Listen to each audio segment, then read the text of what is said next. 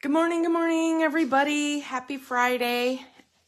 I have a day full of stuff happening, errands to run and things to do, etc. I'm sure you guys do too. But I decided to take, 15 or 20 minutes out to go through just a quick thing and the specials. I want to show you just a little artwork I've been doing. As you know, the new catalog started today, but I'm still into summer a little bit. And so in the old catalog, there will still be some things that are showing up on the website that are, technically retired, right? And so that's what I'm going to do today. And then I'm moving on to the newer stuff. But I wanted to tell you the specials. I have a little note here to myself. The specials change up at the beginning of the month often, and one of them is the National Stamp Month, Say It With Style. And I didn't bring my iPad to show you, so you'll have to go online to see it. But if you click on my website, it's right here. Just make sure it's in the camera. And then you go to specials, you will see the current Say It With Style bundles. There's a whole bunch. There's like several card making specials and workshops and things you can download, and you can use them with your current sets or current papers that you have now if you don't want to buy the bundles. And that'll go through October 31st. So that one's going to go on for a while.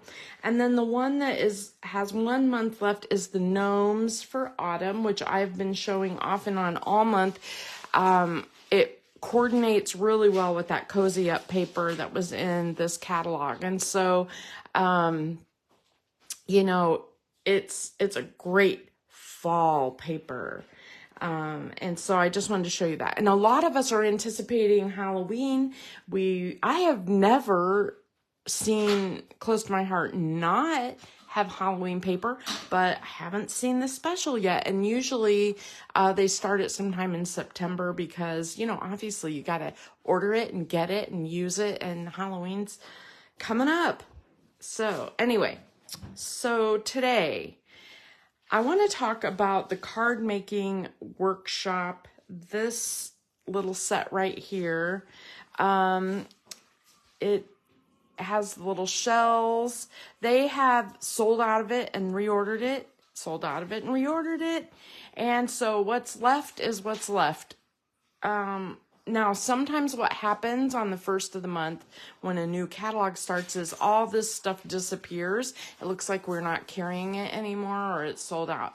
But what they do is they hold their reserve back for like 7 days, make sure they can fill all of their outstanding orders for the end of the month, and then they pop it back onto the website to sell any remaining sets that they have. So keep an eye out for this one. It may still be on there, and if it's missing, watch for it in about a week. If you've missed out on these cool little seashells and stuff, that's a big miss because these are really great. These are really great. And this is a card making workshop. So it's like, you get the papers, etc., blah, blah, blah. What I did with it, I made this layout using the papers. And this is my least favorite paper out of the whole workshop. And yet I decided I'm using a single color monochromatic kind of look on here. The only other colors that I have on my layout is I had a few of those seashell sequins left from like a year ago, last year, year before. Anyway, I love them, so I bought 4 packages, and so I still have some of those left, and so I tucked a few of those in, and they have just sort of a champagne kind of color that I added. And then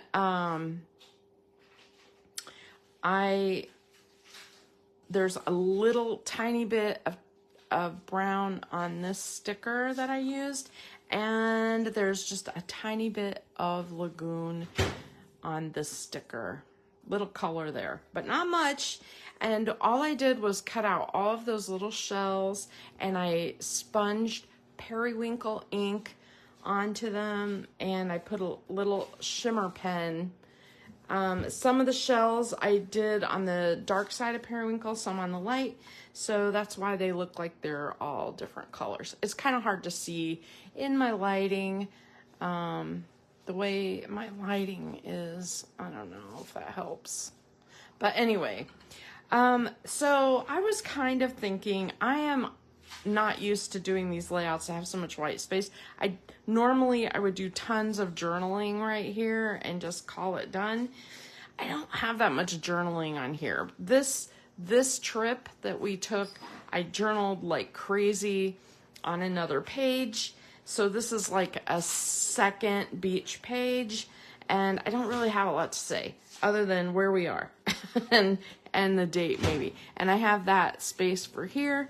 So I had this blank space. So I spattered some ink, periwinkle ink into it just to fill this space. I like how it looks because it kind of looks a little bit like seafoam or something. I like that. And then I kind of was thinking maybe I could put something there. I don't want to put another picture, but I might leave it the way it is, but I want to play around today with another stamp set just to see if it would look good on that page or not. Okay, so the other set I'm going to show you is another one retired from, well, shoot, where did I put it? Oh, it's right here. It's another retired set out of the catalog, and this one is the, it's a Cape Cod card making set that's just, right there, card making.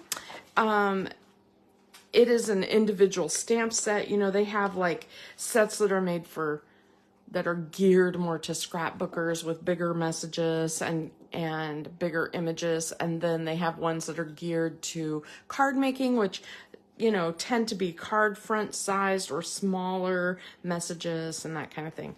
But, you know, like I don't care what they're called. I use them wherever they fit. So that's why I used the card making on a scrapbook page. And here I am looking at this set. I had started making some cards. I think I may have even shown you this set before, or something like it, but basically I had kind of stamped this to make some really nice like beach style cards. I just haven't put them all together yet. The thing that I found with this set, and I noticed several of you bought it, so I wanted to show specifically how to stamp it because it's a little tricky. It's a little weird. So I also have one of the Cape Cod. This is a Cape Cod embellishment.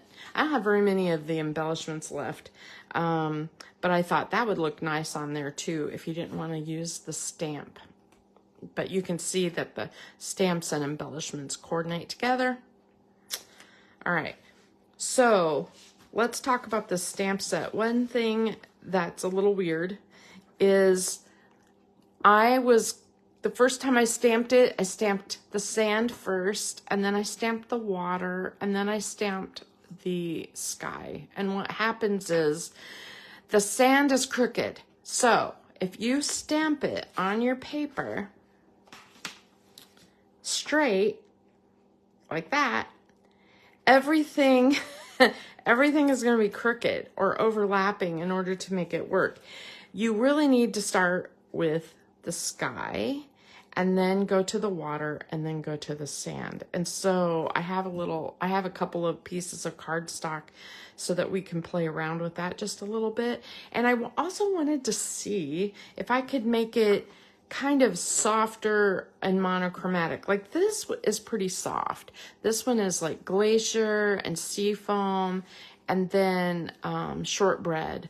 And it's pretty soft. It looks pretty good, but it's not as soft as, like, if I wanted to put it here, it's not going to work on my page. This one I did much bolder. I did glacier and then sapphire and shortbread. So the water really stood out and the birds really stand out more. So let's play just for a minute. Like I said, I didn't want to be on here all day. I have a few things I want to do. I was kind of thinking to try periwinkle and maybe linen or mink for the sand. The mink looks real soft on the cover here, but it's actually a little darker than I think I want to use, but I thought I have a couple of pieces of paper. Let's try it. Now, the sky is the softest look of color, and if I do both the sky and the water in periwinkle, I need to make this sky a little softer. Now, I've used this so much that it's pretty well seasoned. I don't have to worry about the ink not sticking to it or whatever. My main thing is I just have to keep track of sky, water, and sand so I don't do the wrong thing in the wrong order. So one of the things that I want to try, I want to ink up the sky, and I just want to show you what that looks like full blast. Let me get another piece of paper here. I'm going to move that over out of the way. Okay, so if I do this sky full blast, that's what it looks like. So it's pretty bold on there, and I think what I want to do is soften it a little bit. And so I'm gonna take a sponge and I'm just gonna dab a little bit of that color off and just see how that looks. Not much different, and I lost some of the detail. So that didn't work. All right, the other thing I have is a dauber, and it's a new one, so I'm gonna tap some ink on here, and I'm gonna see if I can get a softer look without having the entire stamp just super inked.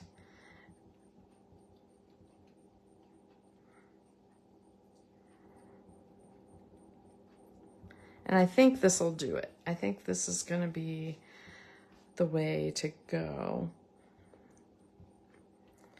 All right, I just want to make sure I didn't miss any places, and then I don't have any like round circles all over it. I don't have a periwinkle re-inker. I realized out of all of my re-inkers that I own, for some reason I don't have a periwinkle one, so my ink pad is starting to, I've used it a lot for inking techniques, and so I think I need to re-ink. Okay, so I'm going to go ahead and stamp. This is probably the lightest I'm going to get, so I'm going to go ahead and stamp that on there. Not bad. It gives it a softer look, and it's not quite so, not quite so dark. Okay, so there's that one. Let's do the water. Now the water I want full blast, and I can just kind of show you what that looks like. So the water you need to line up directly under. You can see there's a straight line there, and there's a straight line on your water. And I thought about even doing this on my Misty, because then I could double stamp it and really get a bold look. I could probably just stamp over it. It's not that hard, but that's not terrible. Look at that. So the sky, you can see the definition of the sky versus the water there. Pretty good. The other thing, seriously, you could just go over it again if you're feeling like it needs to be bolder, like that. Okay. And then the sand. Now the sand, I knew I couldn't do the sand in periwinkle, and I want it to be super soft. So I can't decide between these two colors. So I thought, let's just try it on our scratch paper and we'll see which one looks best. Let's start with linen. It's the softer of the two. Linen is a kind of a real, like an off-white, light gray or taupe. And you want that to be lined up but overlapping just a little. And you can remember it's a little crooked looking. And you can barely see it. Look how soft that is. It's almost too soft, right? and so let's try the mink. So mink is a little darker. All right. So if I do the mink in second generation, all right, so if I stamp it and then stamp it again, I'll probably end up with linen. Yeah, I end up with linen. So I think I'm gonna go with, because if I did want to put this, you know, like on my page, I want to go pretty soft. This is kind of dark. I think I want to go with the linen color, but I'm gonna do it. I might have to do it twice. Let me wipe this off. And I know linen is barely showing on camera, right?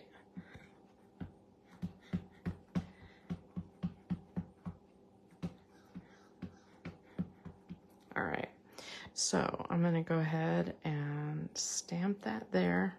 I figured if nothing else, I'll make a card out of this if I don't end up using it on my, see, it barely shows. Look at that. You can see it, but it's not dark enough. So I'm gonna do another layer.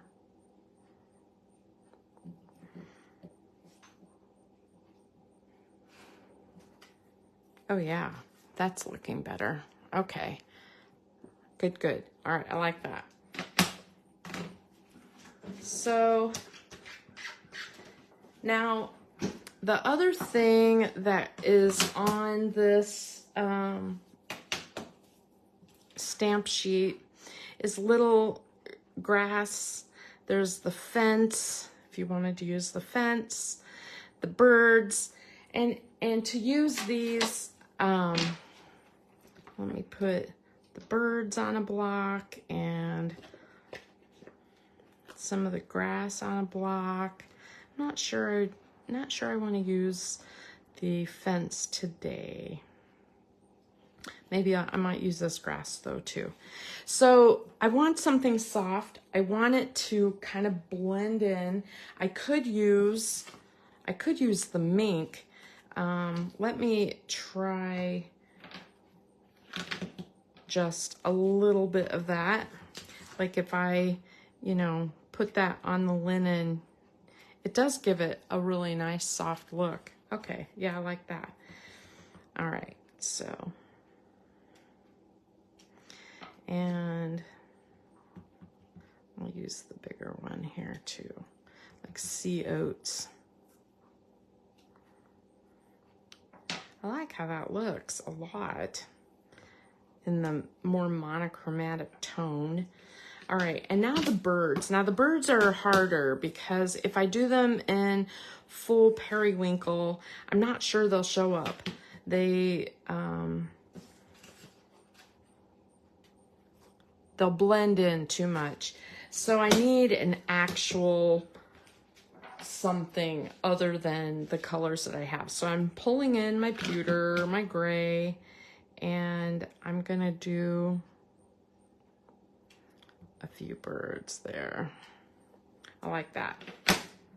Okay, nice, nice. I thought about using the gray for the grass too, but I kind of like how this looks, and so I'm going with this. Now, the other thing, I have some like decal style cutters that I thought would work really good to cut this out.